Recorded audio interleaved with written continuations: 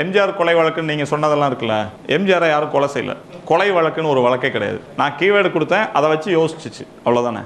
அப்போ தாட்ஸில் வந்த செய்தி இருக்கு இல்லையா, இதெல்லாம் உண்மையாக இருக்கணும், பொய்யா இருக்கணும் அப்படின்னு எந்த அவசியமும் இல்லை. எம்ஜிஆர் கொலை வழக்குங்கிற ஆக்சுவல் இந்த முழு வேடை கேட்டோன்னே கரெக்டாக ஆன்சர் சொல்கிறதா இருந்தால், இது வந்து ஒரு புத்தகத்தோட பேர். எழுதின ஒரு பேர் வந்து ரைட்டர் சோபா சக்தி, உலக புகழ்பெற்ற தமிழ் எழுத்தாளர். அவர் சிறுகதை தொகுப்பினுடைய பேர் தான் எம்ஜிஆர் கொலை வழக்கு. இந்த எம்ஜிஆர் நீங்கள் நினச்ச எம்ஜிஆரே கிடையாது, சரியா.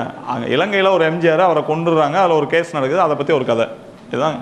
அப்படின்னா நான் எதுக்கு இதை சொல்கிறேன்னா, தாட்டில் வர்றதெல்லாம் சரியா தப்பா, டேட்டா. அதனால் சரியும் கிடையாது, தப்பும் கிடையாது. நீங்கள் எனக்கு தோணிருச்சு, எனக்கு பிரபஞ்சம் அறிவித்து விட்டதுன்னு கிளம்பிடக்கூடாது. எல்லாம் தாட் வழியாக தான் வரும். சரியா தப்பா தெரியாது, உங்களுக்கு சொல்லுது, அதுகிட்ட கொடுத்து வச்சதை திருப்பி சொல்லுது அப்படின்னு அர்த்தம்.